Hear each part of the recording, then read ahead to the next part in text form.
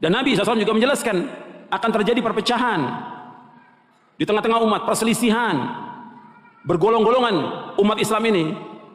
Nabi sudah menyebutkan sallallahu alaihi wasallam, dan Nabi memberikan solusi yang terbaik buat umat ini. Dalam hadis Irbad bin Sariyah radhiyallahu anhu, Nabi bersabda, "Man ya'ish minkum ba'di fasara ikhtilafan katsira, fa'alaikum bisunnati wa sunnatil khulafa'il mahdiyyin ar-rasyidin, tamassaku biha wa 'addu 'alaiha bin nawajidh, wa iyyakum muhdatsatil umur, fa inna kulla muhdatsatin bid'ah wa kullu bid'atin dhalalah. Kullu bid'atin dhalalah. Wa iyyakum muhdatsatil umur, fa inna kulla muhdatsatin bid'ah wa kullu bid'atin dhalalah." Sampai situ hadisnya.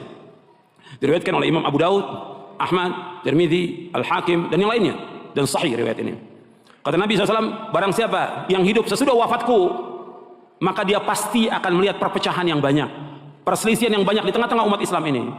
Kemudian Nabi memberikan solusi, maka anda akan berpegang kepada sunnahku dan sunnah para khalifahku yang terpimpin dan lurus.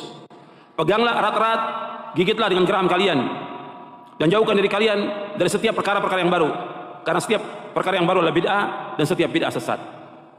Jadi Nabi SAW sudah menjelaskan kepada umat Islam akan terjadi perpecahan, akan terjadi perselisihan di tengah umat Islam ini.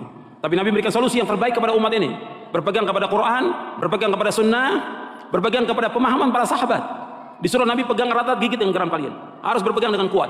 Dan Nabi mengingatkan SAW, jauhkan semua perkara yang baru dalam agama ini, semua yang bid'ah dalam agama ini, jauhkan. Karena semua yang baru dalam agama adalah bid'ah, dan setiap bid'ah adalah sesat. Yang pertama kali mengatakan bahwa semua bid'ah sesat adalah Rasulullah SAW. Yang pertama kali mengatakan bahwa semua bid'ah itu sesat adalah Rasulullah SAW. Dalam Islam gak ada istilah bid'ah hasanah, tidak ada. Semua bid'ah sesat. Sebagaimana Nabi bersabda dalam riwayat yang lain yang diriwayatkan oleh Imam An-Nasai dan juga Imam Al-Baihaqi dalam kitabnya Al-Asma' wa Sifat dari sahabat Jabir bin Abdullah radhiyallahu anhuma, Nabi bersabda, "Kullu bid'atin dhalalah wa kullu dhalalatin finnar." Setiap bid'ah itu sesat dan setiap kesesatan tempatnya neraka. Nabi yang mengatakan demikian, setiap bid'ah. Jadi enggak ada bid'ah yang hasanah dalam Islam.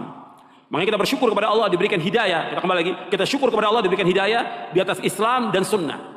Ini penting. Islam dan sunnah. Ini nikmat dari Allah SWT. Makanya terus kita pelajari Quran dan sunnah ini. Pahami dengan pemahaman yang benar, tadabburkan ayat Allah dan sunnah Nabi. Bukan perkataan manusia, tapi Al-Quran, As-Sunnah. Kalau kita ngikuti dua ini, pasti akan selamat, pasti akan selamat.